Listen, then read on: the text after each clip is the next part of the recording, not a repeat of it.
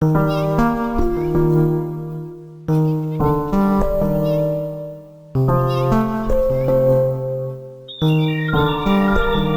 po ito, nasa linya po ng ating komunikasyon, ang Assistant Professor po ng Department of Political Science and Research Center for Social Sciences and Education ng UST, si Professor Froilan Calilong. Prof, magandang umaga po and Happy New Year po sa inyo. Jade at Admar po ang inyong makakasama. Maraming salamat po sa inyong oras. Yes, good morning, Jade, Admar. Happy New Year. Happy New Year din po sa lahat ng ating mga subaybay. Thank you for having me again. Opo, nagtapos po ang 2025 na nakapagtala po. Naitala po ni Pangulong Bongbong Marcos Jr. itong mababang trust rating po niya sa dalawang magkaibang surveys, isa po sa SWS at isa po dito sa Pulse Asia.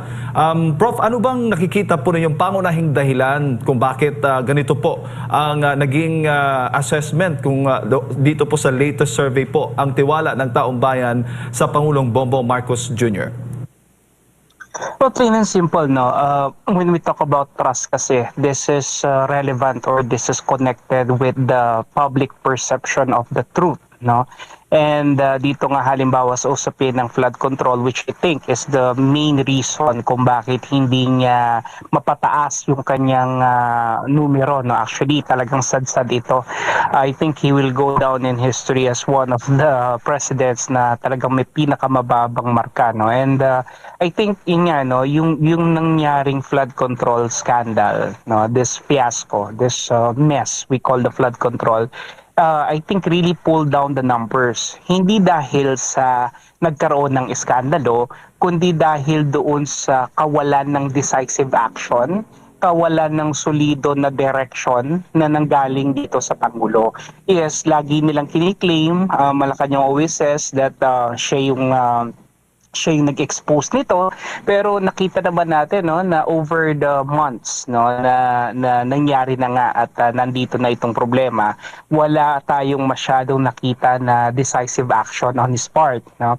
And I think the reason for this, plain and simple, is because he is trying to protect not only his allies, but more importantly, he is protecting himself, no? Because nagiging malinaw pag may mga denial at may mga defection na nangyayari, at ito nga ay ginagawa ng Malacanang, na talagang ayaw nila na mapunta itong usapin na to sa Malacanang.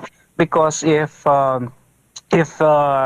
everything else will fail and it will open or it will lead the doors to Malacanang, definitely the president and the presidential son, not to mention of course yung kanyang pinsan, will definitely be implicated in this issue, no? Kaya kung makikita natin ganun kabagal o ganun kalamya yung kanyang action dito, no? Kasi kung tunay nga na siya ay walang involvement dito, no, at nakita niya na ganito yung problema, at alam niya na kapag hindi niya to inaksyonan, talagang sasadsad yung kanyang mga numero.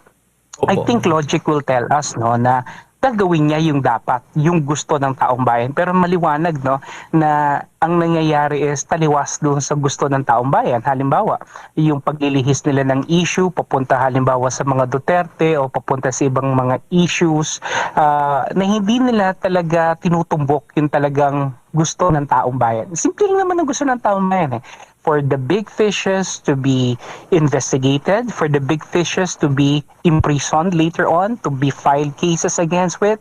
Yun lang naman ang gusto natin, pero hindi nila yon kayang ibigay precisely because they are trying to protect people, no? And lahat ng mga nangyari, yung pagre-resign ng dalawang matataas na miyembro ng kanyang gabinete, yung pagkikreate ng ICI, halimbawa, na siya rin naman nag-isip at siya rin naman nag-execute, wala naman talagang kakayahan to actually file cases and create actions, no? All of these things, no, isama pa natin yung mga revelations na naibigay sa atin ni Zaldico, ganun din naman ng kanyang kapatid. I think all of this really painted a very negative picture on the president, kaya sumadsad yung kanyang numero, no. Idagdag pa natin that economic frontiers of the country, the economic aspects of the country, is also not doing very well at the moment, no? Bagsak yung ating stock market, mataas yung palitan ng dollar to peso. What else? Yung ating GDP, we failed to reach our target. Unemployment rate is very very high, inflation is very high. So all of these things, no, nakikita ng taong bayan, politically wala kang ginagawa and economically may hirapan yung taong bayan. So, anong ibibigay sa yung marka, 'di ba? Siyempre, talagang naturally, yun yung mangyayari. Opo, at may sinasabi din yung mga survey na mas malaki yung ibinaba ng trust sa Visayas at sa Mindanao. Sa tingin po ninyo, senyales na ho ba ito ng lumalaki pong regional disconnect ng administrasyon? Well, to begin with, Visayas and Mindanao was never really the turf of the president, and to be honest, the only reason why he was able to really get votes in Visayas and Mindanao during the 2022 elections was precisely because of the vice president, no. And I think nagiging maliwanag ngayon that yes, nagkakaroon ng mga regional alliances basically, and the tendency for this regional regional factions to gravitate alongside a particular candidate, especially nga na maliwanag na ang nagiging frontrunner natin sa 2028 elections is VP Inday Sara Duterte. So basically that's really how it will go, no? And siguro nakikita natin Visayas and Mindanao remains to be the poorest, no? O nandito yung mga may pinakamatataas na insidente ng poverty, no? At maaaring nararamdaman ng mga tao dito na sila ay talagang hindi naalagaan o sila ay nasa-set aside ng pamahalaan at hindi nakakarating sa kanila yung mga serbisyo na dapat na natatamasa nila. And idagdag pa natin dito syempre yung usapin nga ng corruption, no? So kumbaga parang hindi na nga sila nararatingan ng serbisyo, napapagnakawan pa. So definitely, mararamdaman nila talaga that they're being neglected. And so, if you're being neglected by the president, alangan namang bibigyan mo siya ng mataas na marka, no? So syempre, mayroong kakayahan ng taong bayan to actually air out their sentiments against the sitting president, especially if he is not performing well. Opo. Pero sa kabila po ng pagbaba ng trust rating, nananatili pa rin hubang may solid na suporta si PBBM sa ilang lugar po, at anong ibig sabihin po nito sa kanyang pamumuno? Actually, hindi na nga natin kailangan siguro ng to be very scientific about it. Number one, itong surveys na to actually are very evidence driven to no. Meron talaga tayong tools, statistical methodologies na ginagamit dito sa surveys, and if the surveys actually point out na talagang mababa yung kanyang trust rating, I think we need to accept it with a grain of salt. Secondly, apart from the surveys, nakikita naman natin whenever he goes around, no, the public acceptance is, I think, very very cold, to say the very least, no. Kumbaga parang hindi natin nakikita yung init ng pagtanggap sa kanya ng taong bayan.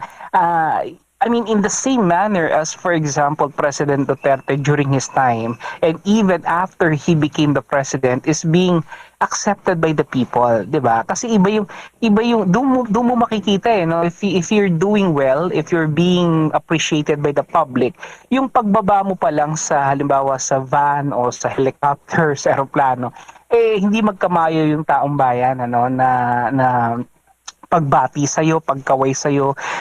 Dito nakikita natin halos walang gustong siya lang yung kaway ng kaway pero walang kumakaway sa kanya, no? At wala halos gustong magpa-selfie sa kanya, no? And this is a manifestation kasi hindi natin mapipilit yung emotion ng tao. I mean, hindi natin madidiktahan na you like or you love this president or you like this president. We cannot enforce that because it will come out naturally, no? And I think alam ng taong bayan kung ano yung dahilan kung bakit ganito yung kanilang pagtanggap sa pangulo. So I think if the president really wants to rebound or change these things, marami siyang kinakailangan baguhin. Unang-una siguro rito, kailangan niyang ayusin yung kanyang communications with the people. I think Yusek Claire Castro is not doing a very good job, in this case. Nagiging maliwanag that Yusek Claire is, instead of clarifying things, I think she is making it more difficult for the people to appreciate what the president is doing. If the president indeed is doing something, no, hindi nagiging maganda rin na para bang nakikipag-away siya, no, sa mga kritiko ng Pangulo at hindi niya tinatanggap yung mga hindi magagandang mga paratang sa Pangulo. I think they need to shape up dito sa PCO definitely. Po, baga may pagkukulang doon sa kanilang narrative strategy kasi sa halip nga na paliwanag sa publiko ang nauna ngayon yung kritisismo. Ganun, Prof. Yes, para kasing parang dinideflect nila, no? Parang lagi silang nasa defensive mode, no? Unang-una, wala na ngang nailalatag ng mga magagandang programa o magagandang polisiya o magagandang proyekto. Normally kasi ito yung ginagawa dapat ng isang palace press officer, no? Ilatag sa publiko kung ano-ano yung mga nangyayari, ano-ano yung mga magagandang proyekto. Ang nangyayari kasi nalulunod sila sa sobrang politika, no? They're being drowned in too much political noise so that the public is now not appreciating whatever the government is doing right. I'm sure naman kahit paano may ginagawa rin naman magaganda ang gobyerno, no? Pero kasi masyadong nakafocus itong si Claire Castro doon sa political aspect, no? At nawawala na yung kanyang direction pagdating doon sa mga social reform programs, doon sa mga progressive na mga proyekto na siguro naman ginagawa rin ng pamahalaan. I think kung mapapaunawa niya to sa taong bayan, mas magiging maganda. Ang problema kasi, parang laging nakafocus sa mga Duterte, laging ibabalik sa mga Duterte. I think that is a symbolism of weakness Kasi they have been in power for almost 4 years now. At kung hanggang sa 4 na taon na panunungkulan mo, wala ka pa rin ibang babalikan, kundi yung nakarang administration, it just goes to show that you are indeed a weak leader, no? That you really do not have any clout at all. And I think this is what she's trying to project at this point in time, no? Yun nga lang, yung paraan ng kanyang pagsasabi, no, at yung paraan ng kanyang paglalahad nito hindi talaga katanggap-tanggap sa taong bayan kasi parang pinamumukha niya sa atin, no, that the president is doing something when in fact we're not seeing anything, no? So kumbaga parang in short, excuse me for the word, pero minsan para tayong pinagmumukhang tanga ng palasyo. Opo. Pero kung magpapatuloy po ang ganitong trend, Prof, posibleng mabawasan yung political capital ng Pangulo. Sa tingin po ninyo, kaya pa ba itong i-reverse ngayong taon o sa mga natitirang mga panahon o taon ng termino ng Pangulo? It will be a very, very difficult process, pero it's doable, I would say, no? Basically, ang kailangan lang naman talagang gawin dito, and I think I've mentioned this in many other interviews in the past, ang kailangan talagang gawin dito ng palasyo is magkaroon ng focus, no? Ang hirap kasi kapag may isang malaking hamon sa administrasyon, ito nga yung corruption, na kung saan maganda na sana to na gamitin niyang leverage, no, para kahit paano magkaroon siya ng isang legacy measure na may iwan sa taong bayan. Ang problema lang kasi is unang-una, hindi niya to natutugunan ng maayos, nagbibigay ng mga pangako na hindi naman natutupad, puro optics, puro narrative spins ang nangyayari, puro appeasement o kumbaga pampalubag loob, no, sa taong bayan. Lahat ito syempre nakikita natin. Hindi naman tayo definitely hindi naman tayo pag kumbaga parang oblivious dito sa nangyayari mga issues na to, and we know the strategy being used by Malacanang. Yun nga, no, yung denial, yung deflection, yung disorientation, maliwanag 'di ba? Kaya ang nagiging punot dulo nito is distrust. Diba?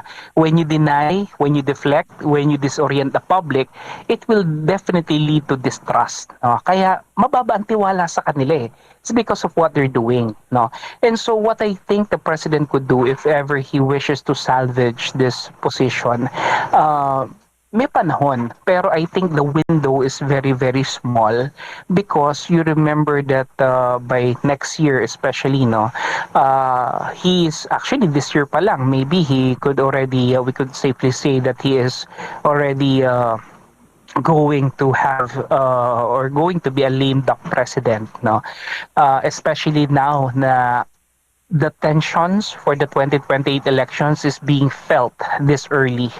Yun nga parang masasabi natin 2028 is 2026 eh. No? This year is going to be very, very crucial for the positioning and the establishment of alliances. And so the window of opportunity for him to redeem himself becomes very, very small given the fact that he is going to enter already the lame duck phase of his presidency. So if ever he wants to do something decisive, if ever he needs to do something swift and something na could turn things around, no, to his favor, I think he needs to do it right now. Pero kasi ang tanong kasi lagi natin dito is paano niya to gagawin?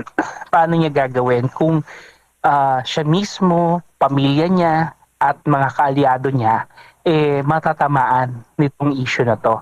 So it's a question of whether hahayaan na lang ba niya na sumadsad yung kanyang ratings, yung kanyang satisfaction and trust rating, or gagawin niya yung gusto ng taong bayan even if this will mean that he's going to compromise relationship with the people that are close to him. No, so medyo mahirap yung sitwasyon niya ngayon, definitely. Pero yun nga, kung talagang maninindigan siya dun sa tama, I think maintindihan siya ng taong bayan. Prof, si Partner Admar, kasama po, ako po ngayon. May mga karagdagang katanungan po sa inyo, Prof. Prof, magandang umaga. Yes, Wala na morning. po bang solid north? I think meron pa rin mga meron pa rin mga loyalists, and I think this loyalists ay yung mga talagang naniniwala hindi kay BBM kundi doon sa legasiya na maaaring iniwan ng kanyang ama, no. And I believe these are the very, very old people at this point in time. Kasi yung Solid North, I think medyo nag-dissipate yan mula noong inilatag ni Senator Amy Marcos yung kanyang accusations that the president is a cooking addict among others, no? So I think ito yung isa sa dahilan kung bakit medyo nag-erode talaga yung konsepto ng Solid North. Plus of course titignan natin na marami na rin namang mga marami na rin namang mga tao, especially dito sa norte, I believe, na hindi na masyadong naniniwala. Diba? Kasi right now, because of social media, the truth is being exposed to us much better. Maaaring may mga fake news, maaaring may mga not so credible outlets, pero at least meron tayong pinagkukuhanan. Hindi kagaya nung araw na talagang puro fanaticism lamang, no? Yung pagiging fanatiko natin ngayon, medyo napapalitan na ng tamang mix ng information somehow.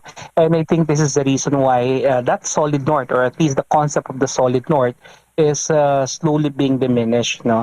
Pero ang nag-emerge nga rito right now is the phenomenon of the Solid South, wherein we're seeing around 23 million solid voters coming from Mindanao as well as Visayas, and I think they're all lining up for the vice president. Opo, Prof, sa tingin niyo po, kung titimbangin yung may maraming mga paninira na nangyayari ngayon sa Marcos at Duterte, sino po ang may marami po? At tingin niyo po, naka-apekto ba ito sa kanila? Well, kung sa dami ng paninira, definitely, mayroon kasi tayong tinatawag na parang state-sponsored na paniniraan. And definitely, ito yung ginagawa ng gobyerno laban sa mga Duterte. Pero ang mahalaga natin kasing makita rito is kung yung narrative ba, tinatanggap ng mga tao. Kasi ultimately, at the end of the day, it's the people who will decide whether or not the government really is doing something, or whether or not what they're telling against the Dutertes is real and factual.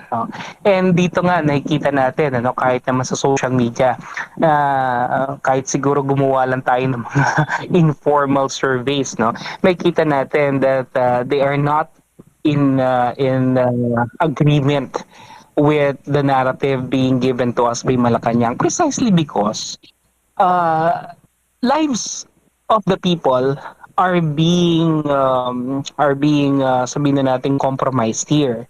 Kasi the issue of the flood control is directly correlated with survival.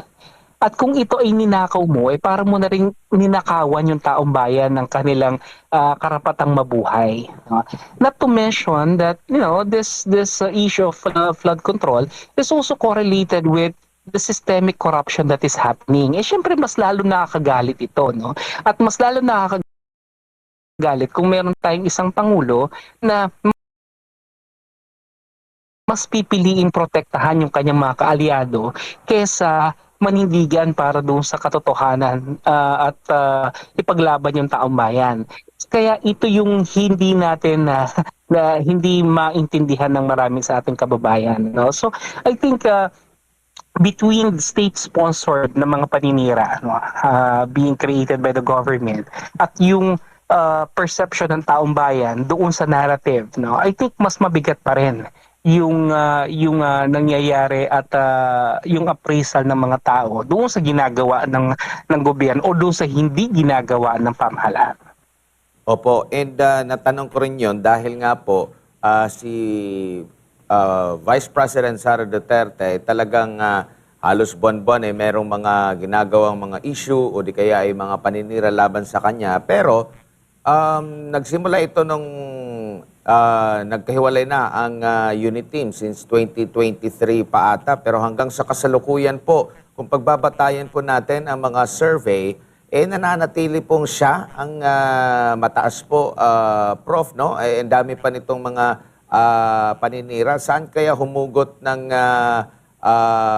magandang puntos ang Vice President po, Professor, sa kabila po nitong mga aligasyon laban po sa kanya? Well, basically, no, because I think number one, yung mga allegations sa kanya kasi were already decided upon by the COA a long time ago. It's just that the critics of the Vice President couldn't fathom the idea that there was already a decision made and that they will still continue to bark on the idea that the Vice President is corrupt. That's why they're going to continue with the impeachment. But we all know that the impeachment that was filed and that will be filed again is not really because of accountability. This is not about that. It's basically because of political maneuverings, because they know that the Vice President is the biggest threat, so to speak, to their desire to actually be in power, whoever it is, whether it's BBM Allied Forces or whether it's the pinks or the yellows or the Liberal Party. They know that the biggest stumbling block to their desire to have the power is the Vice President, and so they're going to do everything, in their right or in their power to actually create the noise against the Vice President.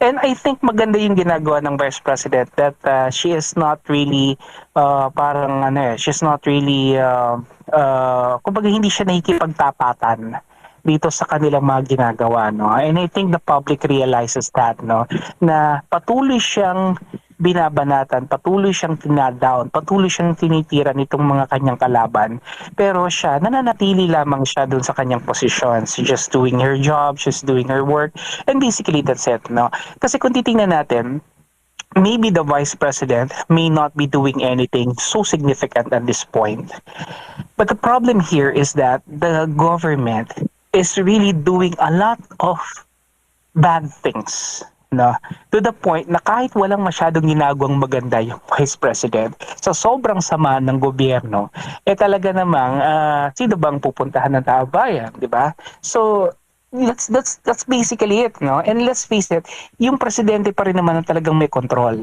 because the Vice President is just a president in waiting.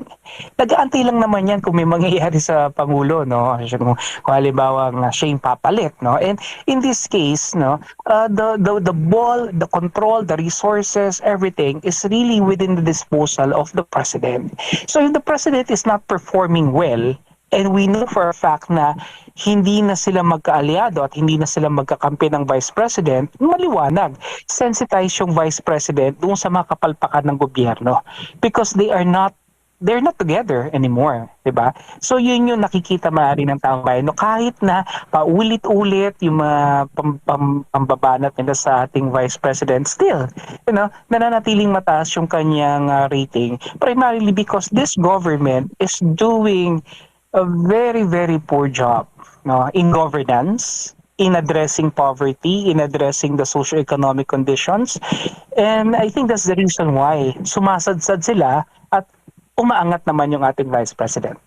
Sa napipintong pagbuhay muli ng impeachment laban sa pangalawang Pangulo, sa tingin niyo po, makakapekto pa ito sa political capital po ng pangalawang Pangulo po?